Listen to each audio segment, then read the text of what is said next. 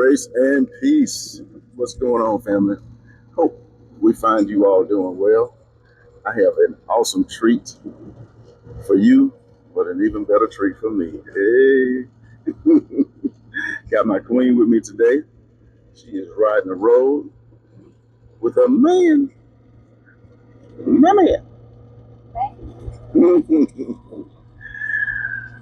We were talking about something earlier, though, that I think would really help somebody. Um, we were talking about how people are dealing with negativity. This thing is shaking really bad, so I hope and pray it's not. I hope my stabilizer is working. I may have to do it afterwards. Okay. But anyway,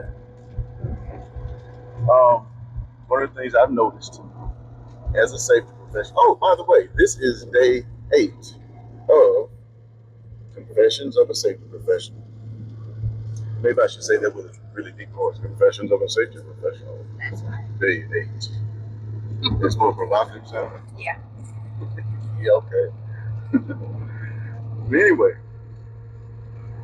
one of the things I've noticed is that in my profession, while dealing with some of the other safety professionals, I've been blessed to be around some that are really good, some that are not so good, and even being able to be mentored by both, actually. Uh, One of my mentors, you remember Don. Don was really good. Yeah. Great, actually. He's one of the best mentors I've ever had. And then I've had others that were not so good. But the others were always coming from a negative light with things, which really ticks people off. And I know you've dealt with negative people in your profession. Yes. Of late, more recently, when you've dealt with negative people, is there anything in particular you did to try and help them correct that and get a more of a PMA, a positive mental attitude? First of all, hello everyone. I am a nurse. I love what I do, and been doing it 20 plus years. And thank you, because I didn't even. Oh, that's okay. See, that's why I'm there. I know. But anyway, so where I work currently, just working with. I have great leadership now, but just working with some of the nurses, we've had a few that are negative. No matter what you say, what you do to try to help move your department or build the morale in your department, it's always something negative. So my thing is, why are you looking at it from a negative side? Why can't it be something positive? Or what are you doing? If it's something that's wrong, what are you doing to help fix it? So be a part of the solution. There's no perfect job, no matter where you go. So what are you doing to help boost the morale in your department or on your job? No matter what you do, there's always going to be someone that's not going to participate in anything positive that you do. So you know what? We continue to invite them. We continue to ask them to be a part of. But of course, everything is voluntary. And if you don't, it's just kind of on you. And sometimes I just think that negativity is more of a personal thing, life. Yes, there you go. It's life, and that's understandable. With it being a life thing, we're at work more than we're at home. Right. So make a conscious decision to say, you know what, since I'm here more than I'm at home, make the best of it. Yeah, one of the things that one thing that helped me, and this has been several years ago. Mm-hmm. Of course, you know I'm a nerd. Yes, you are. To read. Yes, I love that for you. I love that for us. Thank you. But because of that, it was probably a little easier for me to develop over time and a sustained positive mental attitude. Right.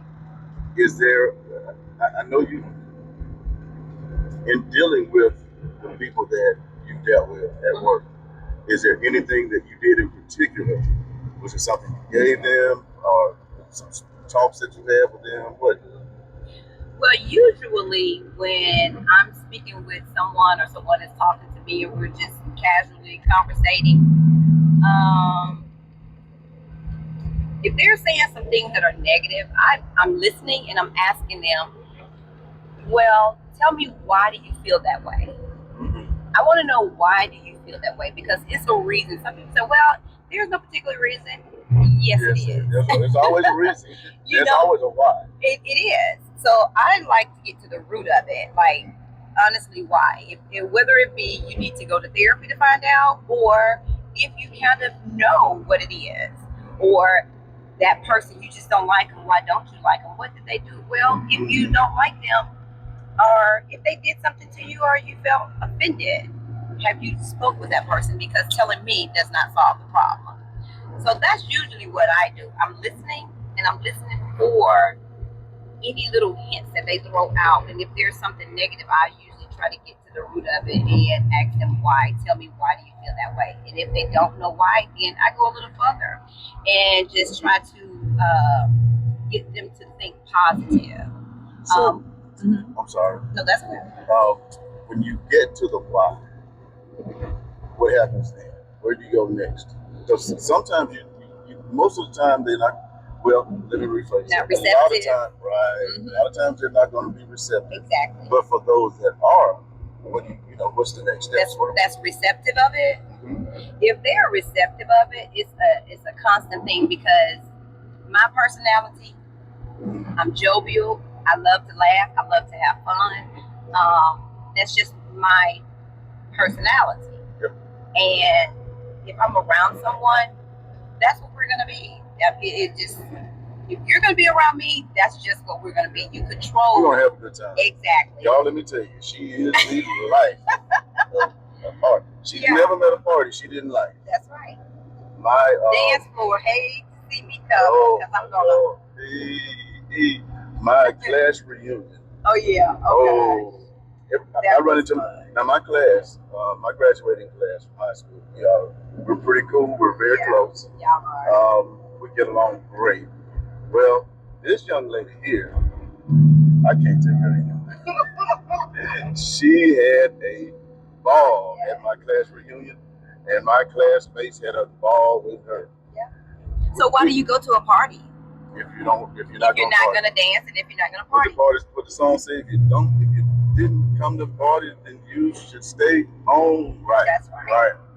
Well, she went to the party. We had a good time. Yeah.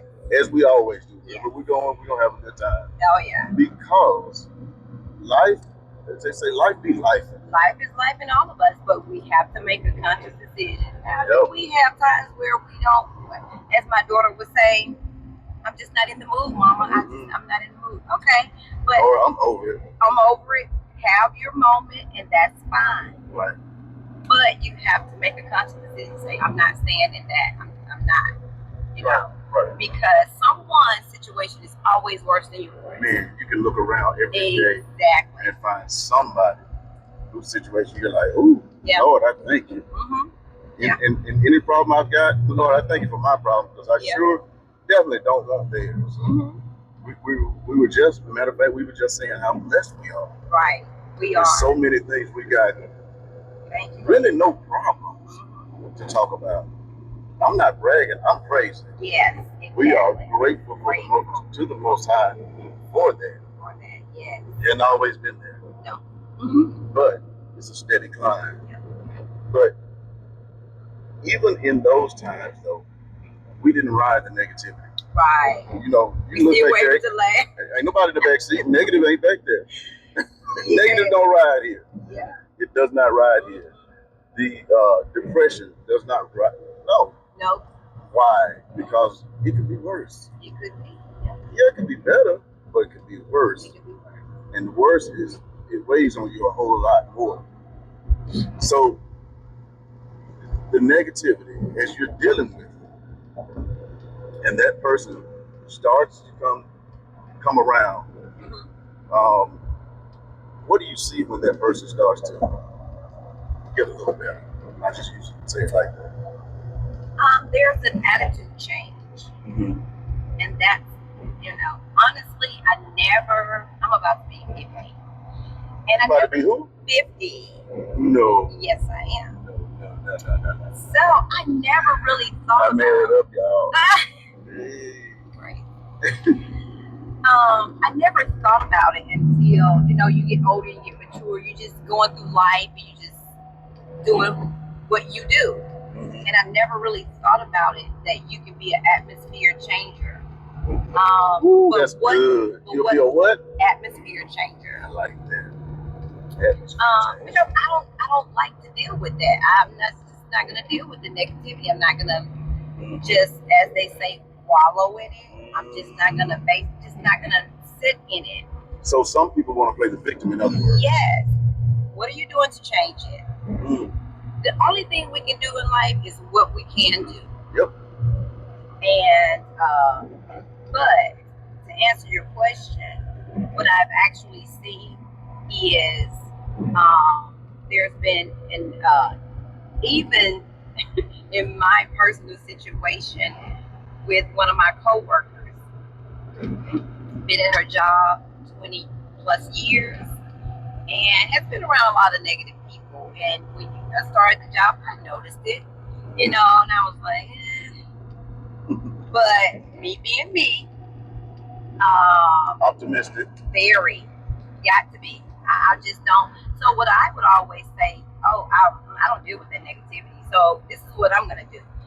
And she was always like, well, you'll see. I said, well, yeah. So this is what I'm going to do. Me being me, this is what I'm going to do. Well, that supervisor is like this, and that.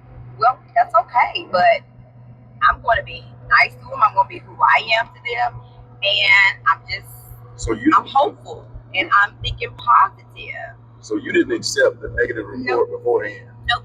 You decided you were going to judge that person based on how they treated you. Exactly. And what you saw. Exactly. Exactly. Yeah. So with that being said, that person's friends at work, they've even said, Tila, we've actually seen such a change in that person. And I was like, well, to God be the glory. But just my personality, I just don't accept the negativity in my presence. Because that negativity is going to bring you down. It brings me down. It's so draining. It's heavy. It is so heavy. People really don't understand. And it's good to have someone, like I said before, I have my moments. But honestly, I don't stay in it. Nope. Can't wallow in it. I can't. But that's just my personality. It becomes hard to get help. Exactly. When you're like that. Because nobody wants to be bothered. Right. You look up and see him coming, you're like, oh God. Become negative Nancy. Exactly. You'll go and find something else to do that you don't want to do just to get away. Just get away from that person and that nonsense. But when that person is actually trying and making strides and you see it, it's easier to deal with. Mm-hmm. So you have actually witnessed that. That's good. So your presence has had an impact. From what I was told from not only the person has actually thanked me. Really? The person's family and children have thanked me. And the coworkers, they have. Because they've seen a difference in that person. All I can say is God be the glory. And it's just, I just thank God for gracing me with it. So let me back up then to something you just said. Was it, have you always been like that? Or was it something that you developed over time? Or did you have a foundation of it? And you built on that way? honestly, I've always been a happy child. Growing up, and I know people may say, "Oh, she's not." No, no, no. You know, my mom is deceased, so you never met my mom. Right. But you know my family, Right. my grandmother. You know the things that she shared with you about me. I've always been in school growing up. I've always been a talker. I've always been happy. I don't know. As far as I know, has life like me, and I've had moments where I was depressed and I didn't know I was depressed because I was still fighting through just being that positive person. Yeah. And still showing up, laughing, happy. But once I got a chance to sit back and just really, you know how you sit and meditate and you think, and it's like, wow, I didn't know that I was depressed. You look at and it shows up physically as well. Yeah, it does. And but it sneaks up on you. Yeah, and you just don't know. But so to answer your question, I guess I kind of have. Yeah. I know you've seen me in my worst moments. Yes. In life, where that thing, it's almost like somebody walks up behind you and takes a blanket and throws it over you. Mm-hmm. Something like a blanket of depression tries to come over you. Mm-hmm. And you have got to fight through. So I don't know, maybe, I don't know why I was inspired to do this today with you. Hopefully this will help somebody to say, hey, it's going to be okay. Yeah. But you got to press through it. Press. Yeah. We have a mutual friend. This is somewhere else I wanted to go. Who went through something extremely, extremely hard for a parent. And we've seen what that has done to that person. But we both agree that the probability of it being as bad as it has been, to the point of it showing up in major physical ailments, Right. could have been lessened had that person sought some help, professional help. Right. And I'm just going to say this: Black people are notorious for not going to therapy. Right. I don't know what it is about us. It's a culture. That's all.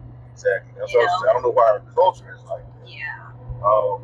Sometimes you can sit down on somebody's couch and get that stuff out of your head. Exactly. Like the television show we were watching last night. The guy that used to be a cop. Right. Yes. Everything that he had been through. Yeah. That had experienced. Yep. He had a situation where he could not save this guy. He couldn't help this girl. Which was his friend. Violated. Yeah, his friend. Yeah. And he it weighed heavy on him. Oh my goodness. At the end of it, you could tell he was just toast. But he was all in his head. He wasn't talking. Ooh, it stinks down here. It does.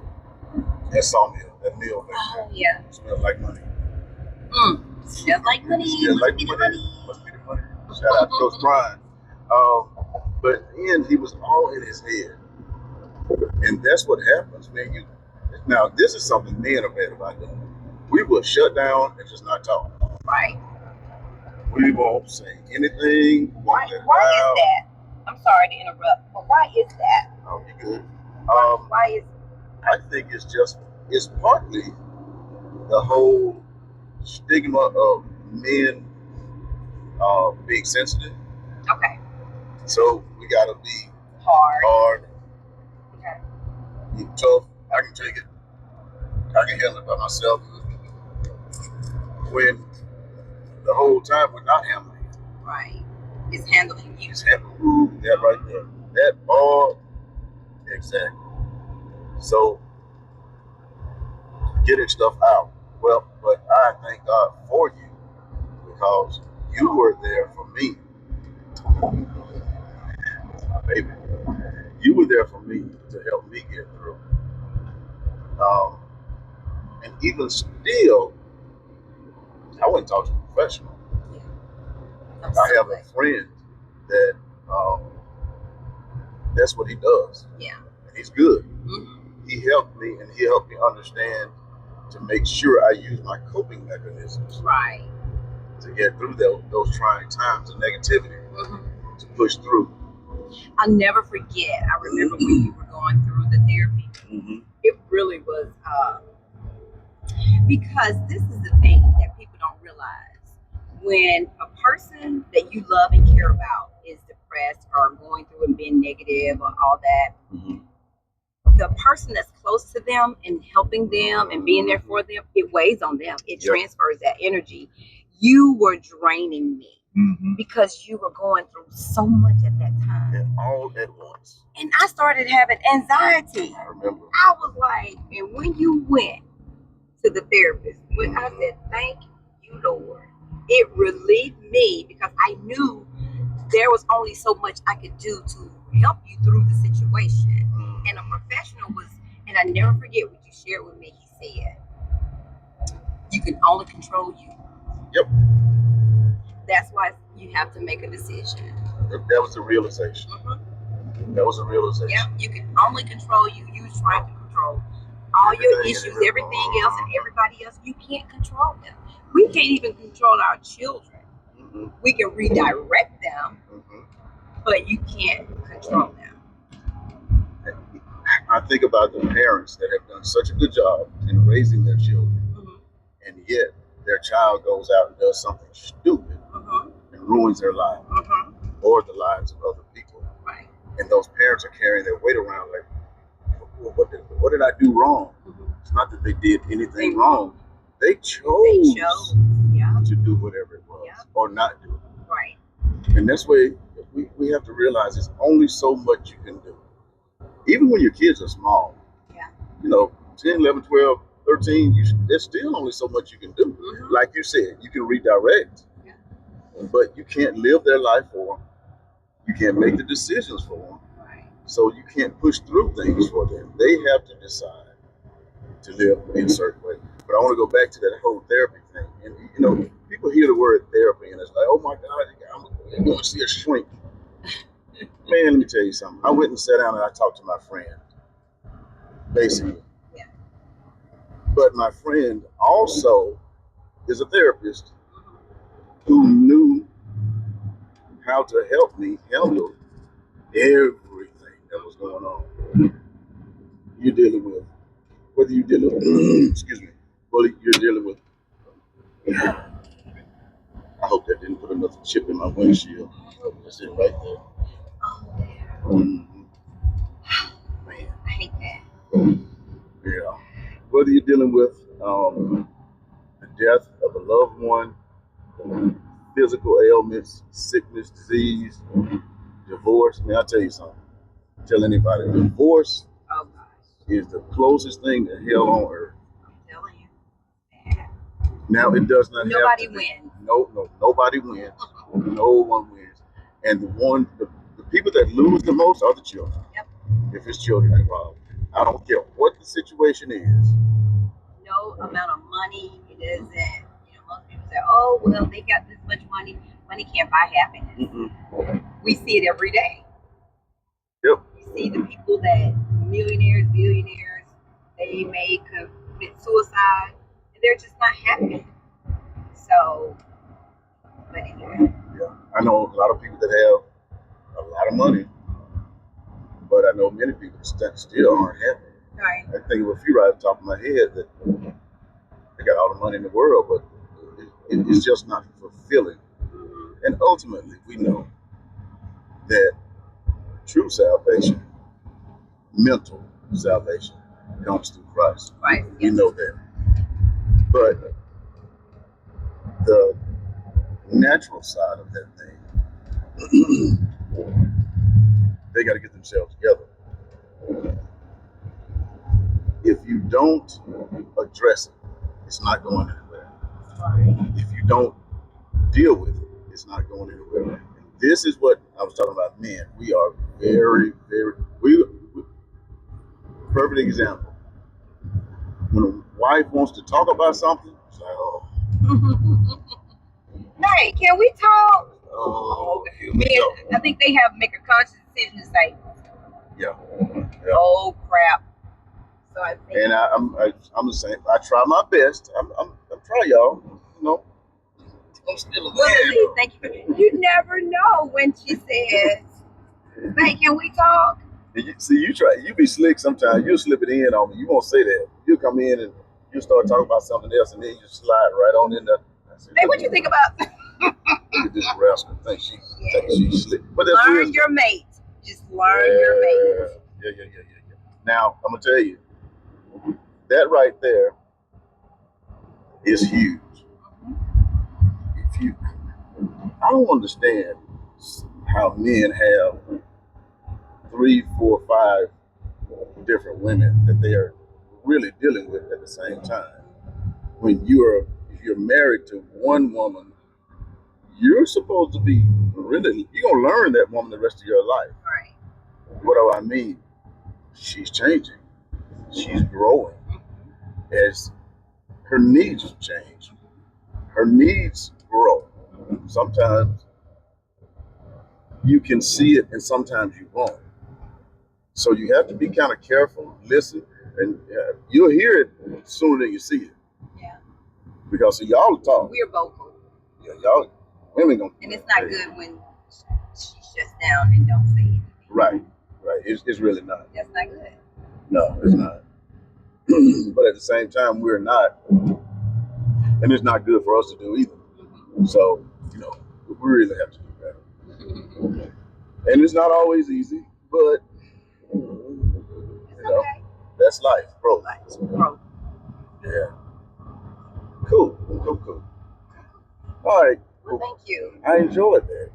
I've enjoyed you as well. And hopefully somebody else will enjoy it. I hope you guys enjoyed it. We must do this soon. Yeah. Our little tidbits of our life.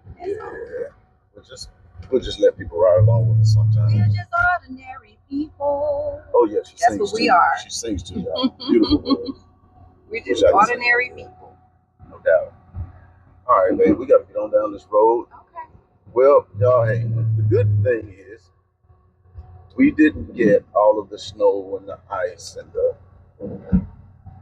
whatever else, sleet and all of that stuff. We got a lot of rain and we're still getting some rain, but it's 37 degrees, so it's not cold enough for anything to be frozen over while we run our errands and get some stuff done. So we don't have to worry about that on the road. But we are having to just be safe, just like you guys. Take care of your family, hug your family, kiss your family, love your family. Tell them you love them. Call somebody that you can possibly have a positive impact on. And we'll catch y'all later. That's what I love about you. This things like that. See, I had to turn this back on. She laughing at me. You recorded 3 minutes. Oh, baby, let somebody. You funny to me. I love it. You tickle me so. Oh Lord. Who lip is that? Huh? Who was that? What's that lip out? Tyson.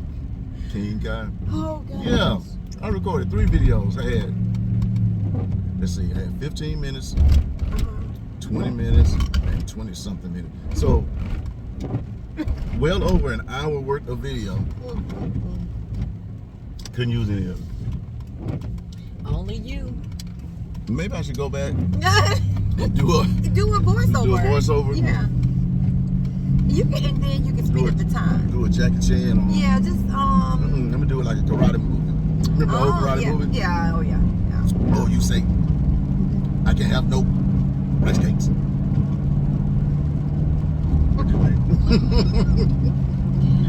Oh my God. Those little karate moves that I know you say you didn't watch it, but Terry. Yes, I did. Oh, you did?